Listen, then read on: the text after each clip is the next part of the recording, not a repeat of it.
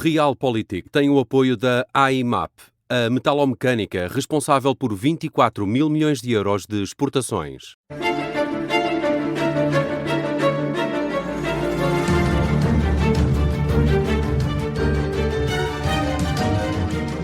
Bem-vindos ao Realpolitik, uma conversa sobre a política e atualidade todas as semanas aqui na Rádio Observador e em podcast. Eu sou o Miguel Pinheiro. Eu sou o Sérgio José Pinto. Nós hoje, excepcionalmente, estamos a falar à terça-feira à tarde e vamos conversar sobre a guerra no Irão, claro. Neste momento estamos a poucas horas do fim do ultimato de Donald Trump. Vamos falar também sobre as eleições na Hungria, que acontecem já este domingo, mas antes, Sérgio, nós tivemos mais um adiamento da apresentação de nomes para o Tribunal Constitucional. Aparentemente o acordo entre PST, PS, que depois também juntou ao Chega, é o seguinte: em maio sai o juiz-presidente do Tribunal Constitucional e por isso teremos 4 vagas em vez de 3 e por isso será feita aqui uma outra distribuição entre os partidos. De qualquer forma... Desculpem, eu estou com esta voz e eu de vez em quando posso tossir aqui um bocadinho. Não levem a mal. Rezem por mim. Isto está difícil. Falou-se também sobre os 50 anos da Constituição, na semana passada, sobre a hipótese de uma revisão constitucional. O Chega diz que vai avançar já com uma proposta de revisão. O PST diz que temos que esperar pelo 3º ano da legislatura. Enfim, pronto. Acho que aqui o ponto é: a nossa Constituição está bem? Precisa de mudanças? Isto faz sentido? Não faz? Até onde é que devem ir as mudanças? Se acharmos que elas devem ser feitas? Como é que tens olhado para isto? Bom, eu tenho olhado para isto da maneira que me parece mais ou menos, enfim, óbvia. É que nós estamos aqui a falar da revisão constitucional sem nos ocorrer uma justificação imediata, evidente e urgente que recomendo, não é? Vamos rever a Constituição. Porquê? Porque estamos a chegar à altura do prazo ordinário da sua revisão, porque é um exercício que fascina o país, porque é um exercício que credibiliza aqueles que nela tomam parte e aparecem, como aconteceu no tempo Guterres, Marcelo Rebelo de Sousa, em que se fez uma revisão constitucional cujo objeto já ninguém se lembra bem, mas que serviu para uma contrapartida para o líder da oposição, porque aparentemente é sempre um momento que permite alçar as pessoas a um nível de estadista, porque rever a Constituição não é uma coisa que se inscreva na normalidade e na normalidade, enfim, do funcionamento da vida legislativa, da atividade legislativa. Agora, para quê rever a Constituição? Quais são? Havia uma razão que tinha a ver com o acesso, lembras-te, aos metadados e às condições de... Sim, havia assim têm sido invocadas razões mais técnicas, os metadados, e tem a ver com a questão também que tivemos na Covid, da declaração do estado de emergência, enfim. Havia aí uma questão técnica, mas depois há uma questão mais ideológica, qual seja, não é? Porque neste momento o António Vitorino escreveu um artigo no Público em que referia que 2/3 do texto constitucional que temos hoje em dia já é totalmente diferente daquilo que tínhamos em 76, não é? Mas há quem argumente, especialmente à direita, que a Constituição continua a ser muito dirigista, continua a ter preceitos muito ideológicos à esquerda e que teríamos a ganhar em libertar-nos disso, deixar-nos ter uma Constituição. Quando falamos sobre isso, nós temos que saber de que é que estamos a falar, ou seja, o que é que está lá a mais, não é? A Constituição é muito grande, tem uma parte programática muito grande. O que é a parte programática? Quando tens de cumprir a Constituição, geralmente está-se a aludir à parte programática. É a parte em que a Constituição define metas nacionais em relação ao direito à habitação, o direito à saúde. É isso que se quer tirar. Quer-se encolher os direitos, aqui são os chamados direitos económicos, sociais e culturais, não é? Que ocupam uma parte importante da Constituição. É isso que é para tirar? Não sei. A direita tem problemas com a parte programática da Constituição. De resto não se vê, porque quer dizer, a Constituição já não tem não cria problemas em relação ao funcionamento da economia privada. O princípio da reversibilidade das nacionalizações há muito tempo que foi retirado da Constituição. O princípio da autonomia privada está na Constituição. Os direitos, liberdades e garantias, a parte mais importante dos direitos fundamentais, os direitos negativos, os direitos de não interferência do Estado, está na Constituição. Geralmente, quando a direita populista chega ao poder, é essa parte que é posta em causa. Foi o que aconteceu, aliás, no nosso tema da segunda parte. Vamos falar do tema da Hungria, que também a direita também valorizou uma revisão constitucional, que ocorreu em 2011, com o objetivo justamente de, dentro do conceito dessa noção nova de democracia iliberal, diminuir todos os contrapoderes, neste caso jurídico-constitucionais, ao exercício por parte do chefe carismático e da sua maioria. E, portanto, quando se fala em revisão da Constituição e não se consegue explicar para quê, que é um debate abstrato sobre a revisão da Constituição, mas para quê? O que é que se pretende rever? O que é que se pretende tirar? Depois vêm alguns mais patuscos, vêm com o argumento de que o preâmbulo está desatualizado. Pois o preâmbulo não tem qualquer eficácia jurídica. O preâmbulo é um adorno que ajuda a explicar o contexto político em que nasceu a Constituição de 1976. O povo português e tal, as Forças Armadas, interpretando os justos anseios do povo português, instaura uma democracia pluripartidária. Está a escapar uma parte para o socialismo. Pronto, pensei que estava a mas o preâmbulo não tem não tem efeito normativo, não tem valor normativo. Portanto, faz parte, digamos assim, do monumento histórico que é a nossa Constituição, não é?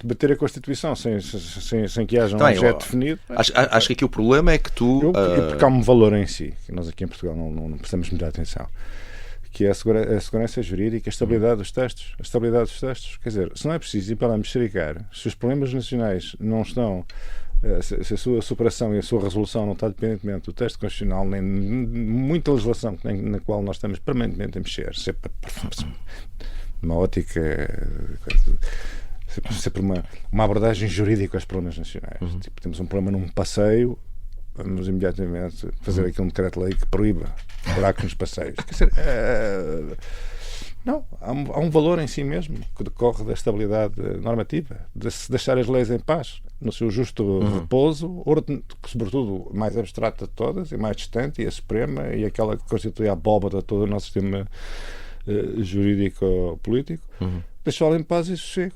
Também, eu diria que aqui um dos pontos é o de que à direita tu tens diferentes visões sobre o que mudar numa revisão constitucional. Então vamos lá saber onde é que essas visões traduzem-se em quê? Não são apenas tipo alucinações? Não, tu tens uma... Só quanto é que, como dizia o Schmitt, não é? O chanceler alemão social-democrata Helmut Schmidt, assim, os meus camaradas vêm-me falar em visões para isto, para a Alemanha, assim, quando tenho visões, recomendo que vão a um psiquiatra, a um psicólogo, para tratarem das visões. Isto a política não se faz com visões. Mas está bem, mas também tens também tens aquela o oposto disso, que era o George Bush pai, que dizia: eu não tenho essa coisa da visão. Então é que lhe diziam: tem que ter uma visão para a América. Ele dizia: eu não tenho essa coisa da visão. E foi um pior presidente por causa disso. Mas tu tens uma direita mais tradicional e liberal, não iliberal, que, por exemplo, acha que é um absurdo tu teres artigos na Constituição a dizerem que cabe ao Estado o planeamento democrático do desenvolvimento económico, ou que cabe ao Estado muito bem, acabar com os latifúndios, ou que cabe... Pronto, a Constituição ainda fala em latifúndios? Parece que sim. Parece que sim. Mas, portanto, tens ainda uma série de resquícios. Mas agora imagina que, Não é? para facilitar a vida ao país, dispensávamos os partidos de fazer a revisão constitucional e eu e tu, aqui entre Sim. nós, fazíamos uma proposta de que o que é que mudava amanhã a pátria se nós tirássemos o artigo dos latifúndios e o outro que tu disseste antes, bem, eu mas- sei o que era. Está bem, mas não, acho que esse não é um grande argumento. Então não é? querem o quê? Ou Querem achamos- limpá-la, querem purificá-la, ou querem achamos- limpar o pó. ou achamos que há um problema com... Não há problema Não, eu nenhum. acho que há um problema de base, Sérgio. E eu peço desculpa, não queria chocar ninguém. Acho que há um problema de base que é, ao contrário da missa que nós ouvirmos regularmente sobre a Constituição, na minha visão, para usar a expressão, a nossa Constituição de 76 é má. Até imagina o seguinte. É uma má Constituição. Aquilo é mau. Nós gostamos de dizer que tínhamos uma Constituição incrível, maravilhosa. Achas que é má? Acho que é uma péssima Constituição. Com certeza, claro, tem lá direitos, liberdades e garantias, era o que mais faltava. Com certeza que tem. Com certeza que tem isso. Com certeza que é uma Constituição que tem preceitos democráticos. Mas, aliás, para voltar a citar António Vitorino, por alguma razão, 2/3 do texto constitucional original foram mudados. Por alguma razão, 6 anos depois de votarmos essa Constituição, os partidos foram a correr mudá-la. Claro. Pronto. É uma má Constituição, é uma Constituição, como se dizia na época, marxista, é uma Constituição Já não. cheia... Não, a de 76, a de 76. sim. Portanto, nós partimos de um mau texto constitucional. Sei que há muita gente que gosta de se banhar, o pai da Constituição, gostam de se apresentar como foi a obra da sua vida, e se calhar foi, e muito bem, mas é uma má Constituição. E, portanto, nós partimos, o nosso começo foi mau.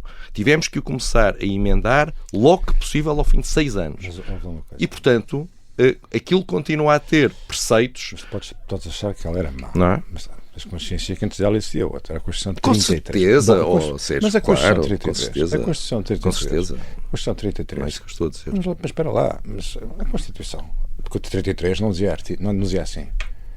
A bem da nação, nada contra a nação. Portugal é uma ditadura. Uma autocracia presidida por Sua Excelência, o Sr. Professor Oliveira Salles. Não era assim a Constituição. Claro, com certeza. Era uma Constituição muitíssimo bem redigida, cheia de reconhecimento de direitos, liberdades e garantias, que era um reconhecimento semântico. Sem dúvida. Esse reconhecimento semântico em juridiquês é isto vale zero. Isto vale zero. E, portanto, quer dizer, os grandes problemas que nós vivemos até à Revolução Libertadora do 25 de Abril não estava na Constituição 33, que era uma Constituição datada e ainda marcada pelo espírito dos anos 30, como a nossa atual é marcada pelo espírito dos anos 70. Tu hoje, quando dizes a nossa Constituição é má, quer dizer, acho que na altura não era. Na altura ela exprimia um grande consenso nacional. Quer dizer, o país estava muito à esquerda, o país estava muito enviesado, não é? Apesar de tudo, eu estou... Estava muito desequilibrado Não, para a esquerda, como é natural. Não era- Estávamos no refluxo, naquele tempo histórico, Certo. no refluxo de 50 anos de ditadura Não. direita. Portanto, isso acontecia. Não me parece que mesmo na altura representasse tanto esse consenso quanto tu estás a defender. Mas, enfim... Porque o CDS...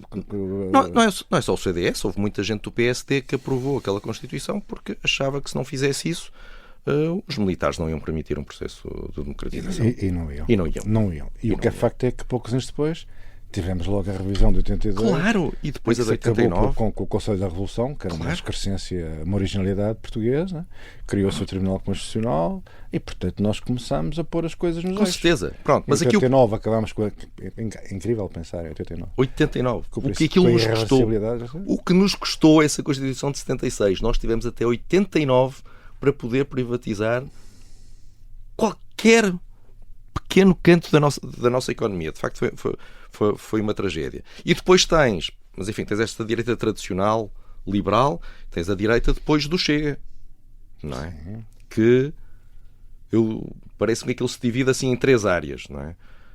André Ventura diz que quer uma economia com menos peso do Estado, duvido muito. Não, isso é Duvido muito. Como todo discurso populista. Claro, é um isso. discurso que quer agradar Como é à evidente. multidão. Pronto, Portanto, quer tudo isso ao precisamente, contrário. estamos de acordo.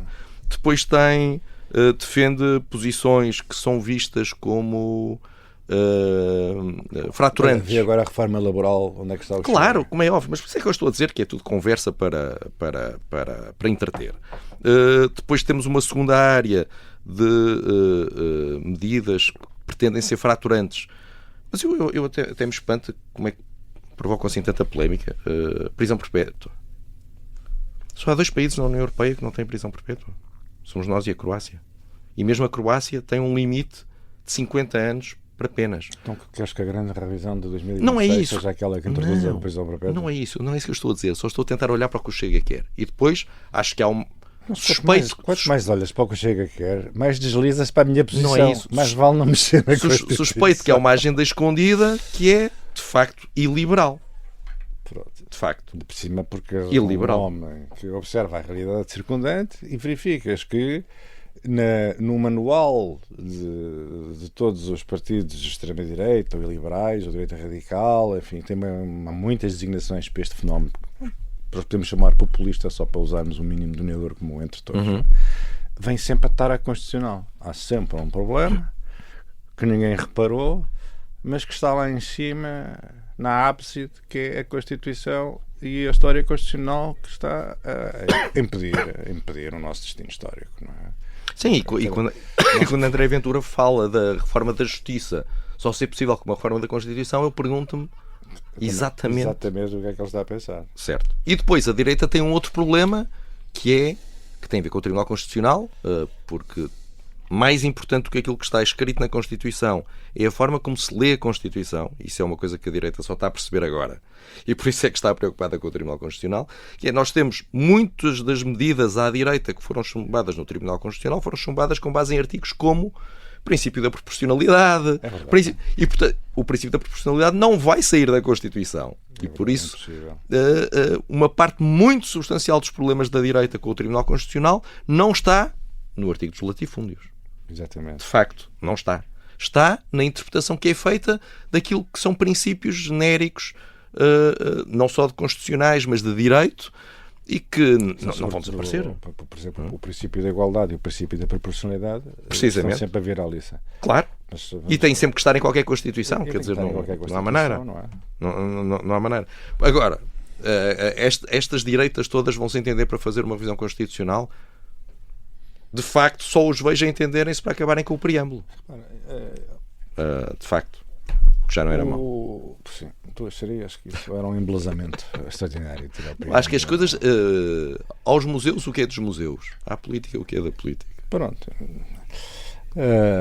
Mas pronto, a Constituição é uma Constituição que já existe há quase 50 anos. Há 50 anos, exatamente. Sim, a comemoração dos 50 anos foi agora, sim. Há 50 anos, é um texto estável, é um texto que foi sendo expurgado das matérias desatualizadas, anacrónicas, demasiado prisioneiras do espírito do tempo e do ambiente do país pós-revolucionário, que era aquele em que nós vivíamos. Ambiente que, aliás, nem eu nem tu podemos conhecer muito bem, porque éramos 2 jovens promissores que depois, infelizmente, tanto potencial desperdiçado. Mas enfim, aqui estamos. Andávamos de calções para a frente e para trás, enquanto as pessoas responsáveis faziam a Constituição. E portanto, é um texto que não é para ser venerado, não é a tora, mas realmente é para ser revisto quando existem razões que o recomendem, e é para ser deixado em paz. O que está a acontecer é que assim, vamos dar pontapés em quê? Já demos pontapés nas minorias, já demos pontapés no pessoal do Bangladesh, o Orban já deu pontapés na União Europeia, já deu pontapés, agora está nós pontapés do Zelensky. Quer dizer, o populismo não é concebível sem um responsável. Há um causador. Em Portugal também temos outro, que é o socialismo, que é dito assim como se fosse o Ceausescu. Finalmente vimos os livros do Ceausescu e da mulher e agora finalmente vai-se cumprir Portugal. Tem sempre uma coisa. E a Constituição agora entrou para esse campeonato também tem que ser pontapeada, também é responsável, porque tem que haver um responsável. A nossa vida não é aquilo que nós queremos e temos que começar a identificar os responsáveis. Vamos já apontar o dedo à Constituição. Fica o teu apelo, Sérgio. Não pontapeiem a Constituição. Não pontapeiem a Constituição. Vamos... Quanto mais tempo perdem a dar pontapés à Constituição e a enviesar o país para esse debate sempre sem significado, menos tempo sobra para falar dos problemas que precisam de solução urgente. Olha, a nós vai-nos sobrar toda a segunda parte para falar sobre isso. Nós voltamos já.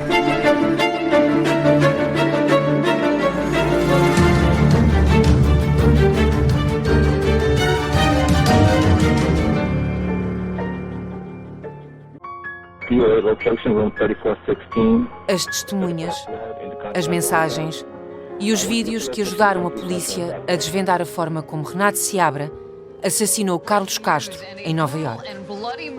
Estes são os bastidores nunca revelados da investigação a um crime brutal. Há todos os dias mortes em Nova Iorque, mas não necessariamente acontecem numa área restrita como o Times Square. Episódio 1. Onde está o assassino do quarto 3416? Os ficheiros do caso Carlos Castro é uma série para ouvir em 6 episódios que faz parte dos Podcast Plus do Observador. É narrada por mim, Joana Santos, com banda sonora original de Júlio Rezende. Os Podcast Plus do Observador têm o apoio da Kia.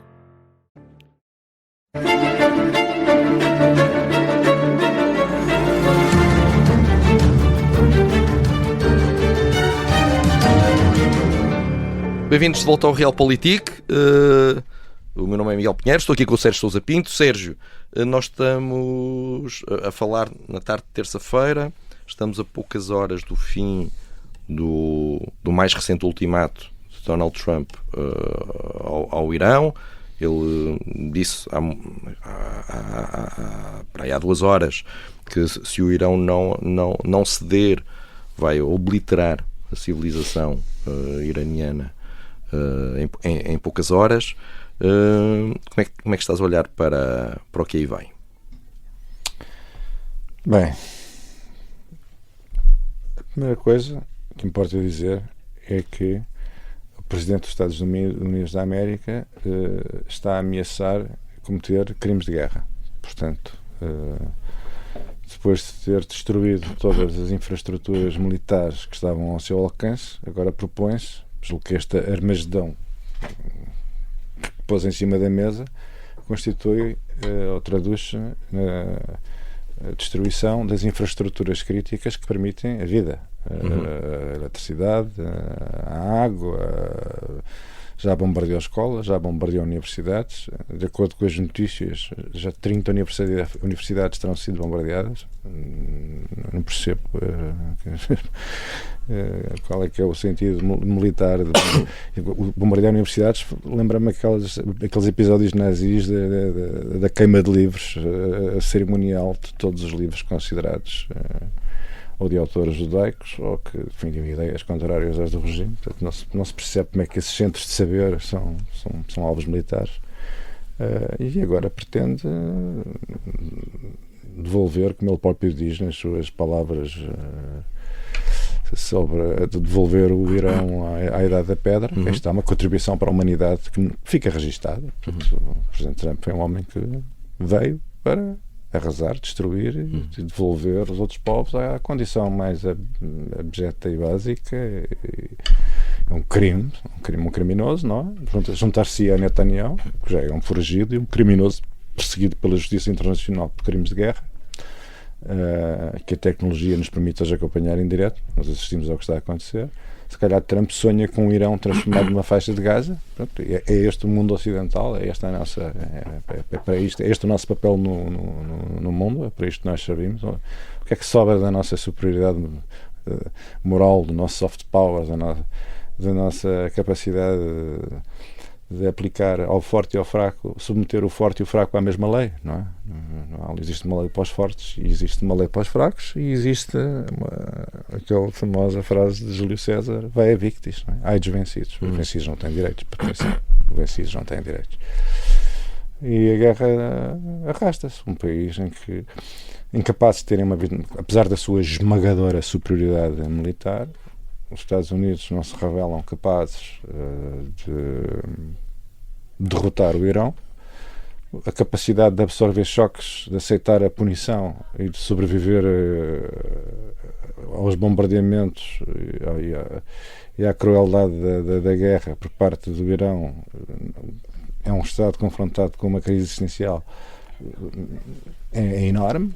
Portanto, o Estado continua a sofrer os impactos da guerra e a aceitá-los, e ao mesmo tempo a devolver-nos dor conforme pode. E o instrumento que escolheu foi o Estreito de Hormuz, que, pelos vistos, agora, ao fim de vários recuos na definição do que seriam os objetivos iniciais que justificariam esta agressão, agora já recuamos até à abertura do Estreito de Hormuz, que já estava, por acaso estava aberto antes de se iniciarem as hostilidades. Portanto, o nosso objetivo agora é voltar ao status quo ante, porque é tudo igual, e o Irão destruído, feito.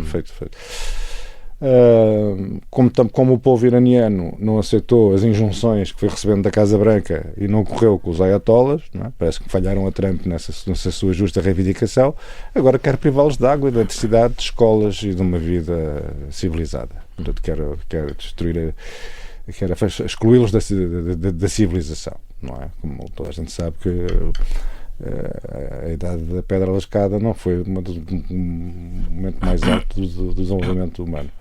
E pronto, é neste mundo horrível, que voltou por via de gente que são filhos do sufrágio universal. É uma coisa extraordinária, convém lembrar, como nós dizemos. Israel é uma democracia, mas considera a democracia que elegeu Netanyahu. E Trump é outro filho da democracia. Toda a gente sabe que Trump foi eleito democraticamente de acordo com as regras constitucionais americanas. E, portanto, assistimos a esta contribuição para a humanidade proporcionada pelas democracias. E portanto, é com grande desalento e tristeza. Felizmente, Portugal decidiu enfrentar estes tempos conturbados por via de uma revisão da sua própria Constituição, que é o antídoto, é o antídoto para quase todos os males. Realmente isto mostra a total falta de raciocínio estratégico e de um plano, realmente. O único bom argumento para a intervenção no Irão seria o argumento de impedir o desenvolvimento de uma arma nuclear. O Wall Street Journal tem articulado muito bem essa posição. Esta semana até lembrar, um colunista do Wall Street Journal lembrou o caso da Coreia do Norte, em que é o caso mais evidente em que a diplomacia para evitar o desenvolvimento de uma arma nuclear falhou abjetamente, e o que temos agora é uma Coreia do Norte com armas nucleares, e o argumento deste colunista era o de que, se não fizéssemos nada, iria acontecer o mesmo no Irão. E, portanto, o argumento de que era preciso impedir um Irão nuclear, apesar de tudo, era um argumento que eu acho que podia ser debatido, não é? Mas, como tu dizias, neste momento estamos reduzidos ao Estreito de Hormuz, sendo que há uma semana Trump dizia que não tinha nenhum problema com o Estreito de Hormuz, os europeus que resolvessem. Exatamente. Portanto, é que há um fenómeno que, aliás, tem sido debatido. É que o mundo mudou. Esta nova maneira de fazer a guerra praticamente sem baixas por parte da nação mais poderosa e avançada militar e tecnologicamente, que são os Estados Unidos, evidentemente. E, por outro lado, a autossuficiência energética dos Estados Unidos criar uma situação nova, que é o público americano não está diretamente exposto, nos termos em que esteve no passado, às consequências das decisões da política externa americana. Embora sofram alguns impactos, não os sofre na mesma medida que nós, não é? Por exemplo, nós europeus, nós realmente precisamos daqueles recursos energéticos, e as nossas economias, numa altura em que se exige que nós alcancemos os celebrados 5% de despesas militares, são agora atingidas com este choque externo petrolífero que ainda ninguém consegue, porque é impossível neste momento antecipar a sua dimensão e os seus impactos negativos. Porque os Estados Unidos tratam a Europa como um espectador, um bystander, enfim, um fenómeno político-militar próximo da irrelevância, não é?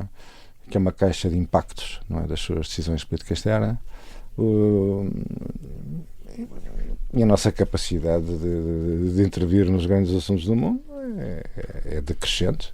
E também não esqueçamos que, enquanto vigorou o acordo da Obama sobre o controle de armas nucleares e desenvolvimento nuclear no Irão, aparentemente estava a ser cumprido. Não é? Por parte de um Irão que também que tem aquele sistema, enfim, horroroso, uma autocracia de terror, que aliás trata os seus próprios cidadãos com uma crueldade comparável à dos bombardeiros americanos. Para todos os efeitos, parecia que estava a cumprir e que o objetivo deles era libertarem-se progressivamente das sanções, porque uma das dificuldades que o Irão enfrenta há décadas é o regime de sanções que existe, não é? Que lhe é aplicado à sua economia. Não participa nos sistemas de pagamentos internacionais, os embargos. Há uma guerra contra o Irão que é uma guerra também económica há muito tempo. Não, claro, repara, e bem, porque de facto o Irão é um Estado patrocinador de terrorismo no mundo inteiro. Aqui o grande problema é um dos grandes debates em todas as guerras é qual vai ser o dia seguinte. E aparentemente, para Donald Trump, o dia seguinte não existe no Irão. Não foi pensado. Ou é não existir. Pronto. Não, sobre não ser pensado, até ouvi esta semana uma pessoa lembrar um episódio engraçado. Ainda na primeira presidência de Trump, ele ali a dada altura ainda tinha o Chris Christie como um dos conselheiros mais próximos, depois eles, enfim, afastaram-se muito, mas é que o Chris Christie estava num programa de televisão com outras pessoas e estava toda a gente a dizer não, porque ele está a pensar numa jogada assim, vocês estão a jogar damas, ele está a jogar xadrez, porque isto e aquilo, e o Chris Christie diz: hã? Vocês não o conhecem? O Trump não consegue pensar. Atenção, isto na altura em que o Chris Christie estava com Trump. Atenção, a dizer, não, ele não pensa 10 minutos à frente. Ele não diz o John Bolton também. E portanto, de facto, quer dizer, Donald Trump entrou nisto a achar que ia ser uma segunda Venezuela e agora, aparentemente, na cabeça dele, a única forma de sair disto é destruindo a civilização iraniana. E nós temos o direito de nos revoltar contra o terrorismo patrocinado pelo Irão.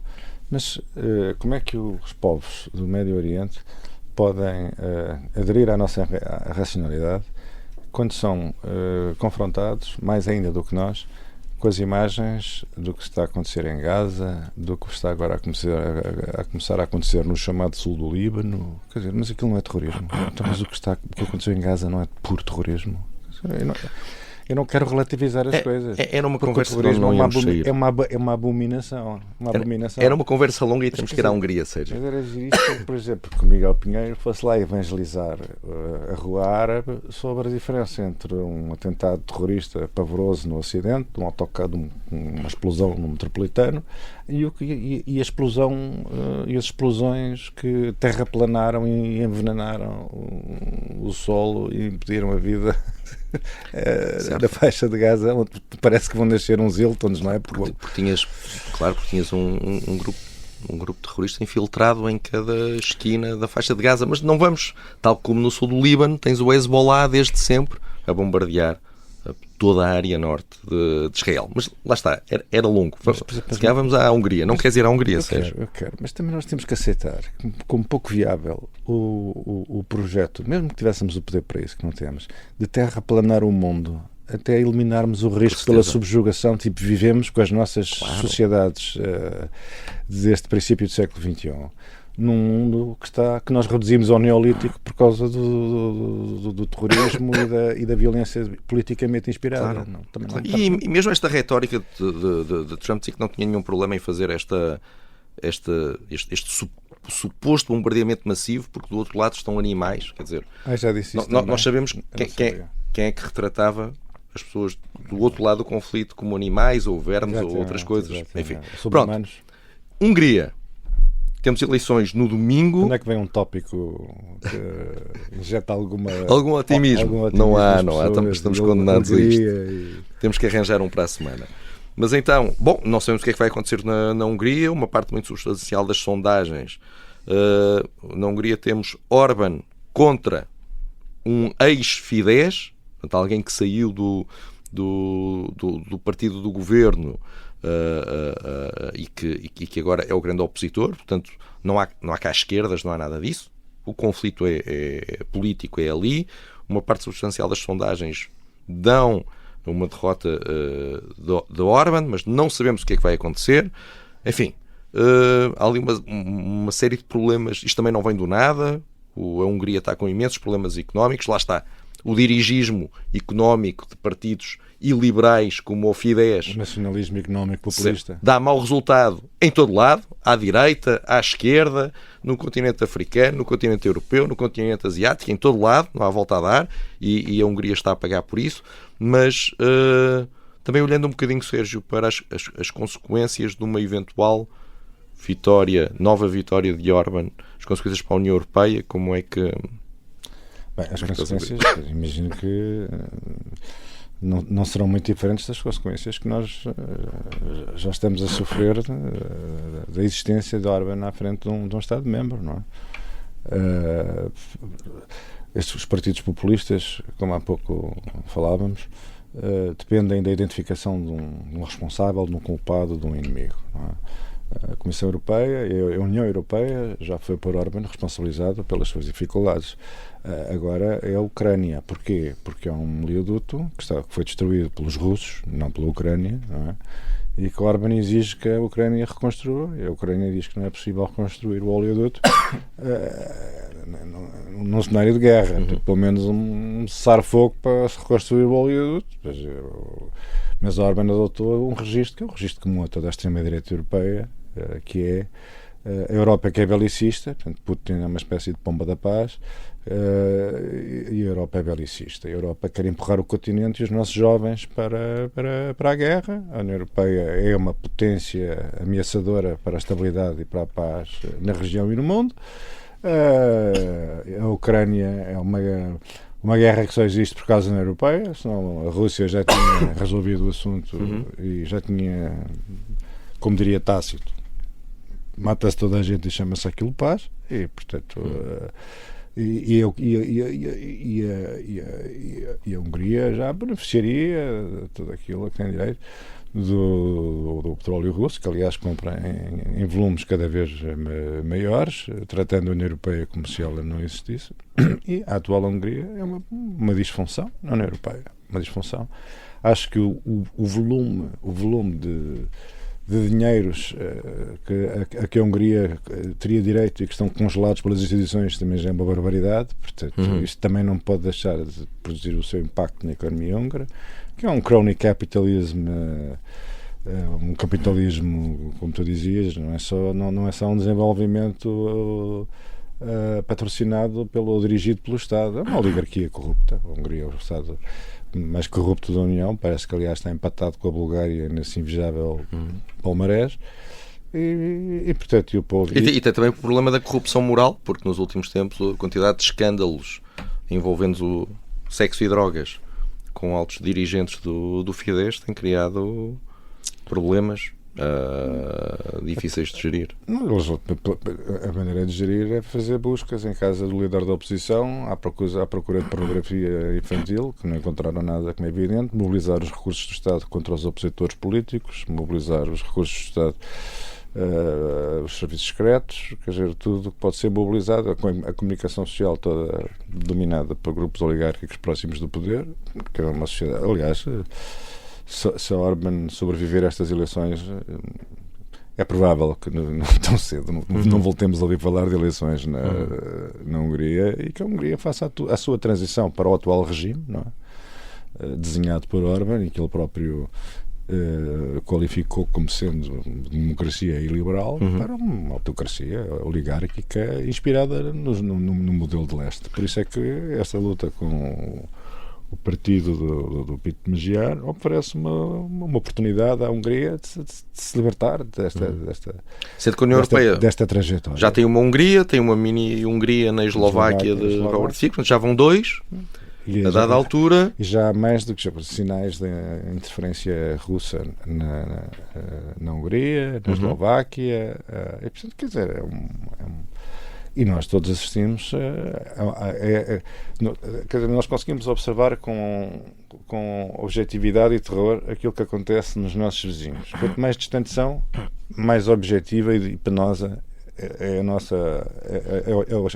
nossa capacidade de julgar as coisas pelo que verdadeiramente são. Mas quando nos vamos aproximando do nosso território, somos indulgentes em relação aos pinteinhos que são os órgãos ainda agora a sair do ovinho, não é?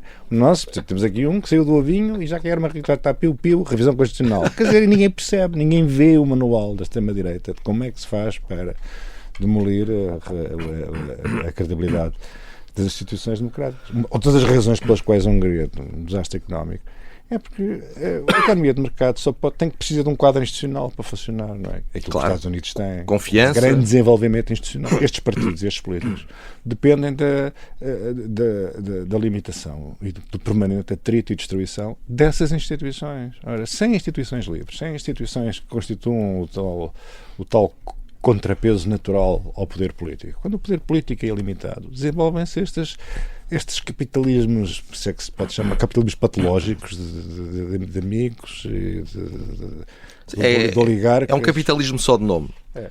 Olha, vamos ver o que é que a semana nos reserva para a próxima quarta-feira. Só coisas boas, de certeza. As melhoras para ti também. Olha, muito obrigado. Estás num triste estado. Está muito duro.